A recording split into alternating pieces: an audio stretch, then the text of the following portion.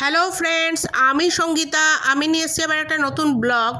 আমাদের বাঙালিদের একটা নতুন বছর শুরু হলো আবার নতুন করে। আমার একটা খুব ছোট্ট ইউটিউব ফ্যামিলি হয়েছে, তাদের সবাইকে জানাই নববর্ষের শুভেচ্ছা।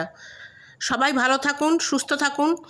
আর ভাবছেন যে কি লাইট পোস্ট দেখাচ্ছে, দুটো লাইট পোস্ট, আসলে লাইট পোস্ট নয়, তার মাথা দিয়ে যে সুন্দর চাঁদটা উঠেছে ওটাই দেখানোর চেষ্টা করছি। আস্তে আস্তে আস্তে আস্তে উঠছিল, পিঙ্ক মুন ছিল।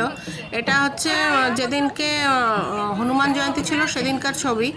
তো চেষ্টা করছিলাম আমরা, হঠাৎ করে রাস্তার মধ্যে আমি আমার এক নতুন বান্ধবী হয়েছে, সবাই রাস্তার মধ্যে দাঁড়িয়ে হঠাৎ দার্শনিক হয়ে গেছিলাম। এই উপরের মানে এই চাঁদটা ওঠা দেখতে এত ভালো লাগছিল। তারপর ঠিক করলাম আমরা সবাই মিলে যে না, এটার ভিডিও করা হবে।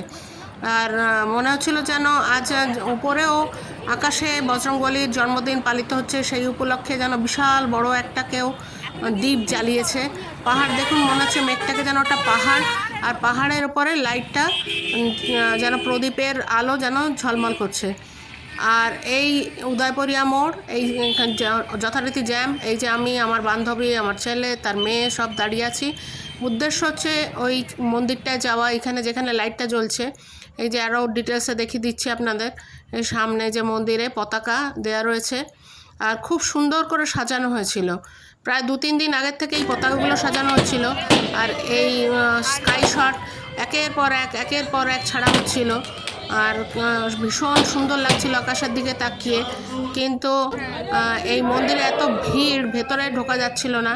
কিন্তু আমরা বাইরে দাঁড়িয়েছিলাম, দাঁড়িয়ে প্রার্থনা শুনছিলাম, প্রার্থনা করছিলাম। আর আমি তো মাঝে মাঝেই যাই, প্রতি শনিবারই যাই। আজকের পরিবেশটা একটু আলাদা, প্রচুর লোক এসছে, প্রচুর। আর প্রচুর প্রসাদের বন্দোবস্ত ছিল। আর এত সুন্দর করে, আমি সকালেও একবার গেছিলাম আমার নিজের পুজো দেওয়ার জন্য, কেননা জানতাম রাত্রিরে আমি চান্স পাবো না। তো খুব সুন্দর করে বসে সামনে রাত্রিবেলায় পুজো দিয়ে এসেছিলাম। এই দেখুন, ফুলে ফুল সাজানো। আর এই আমার ছেলে দাঁড়িয়েছে, মুখটা দেখা গেল না, এত ভিড়। এবার চলুন আপনাদের বজরংবলীকে দেখিয়ে নিয়ে আসি। তার জন্মদিন বলে কথা। ব্লগটা ছাড়তে দেরি হচ্ছে, ইচ্ছা করেই একটু দেরি করে ছাড়লাম, কারণ হচ্ছে নববর্ষটা কভার করব বলে। আর এই হচ্ছে বজরংবলীর মূর্তি, ছোট্ট মন্দির, কিন্তু ভালোবাসার কোনো কমি নেই। দেখুন কত সুন্দর করে সাজানো হয়েছে, নিষ্ঠার সঙ্গে এখানে পুজো হয়।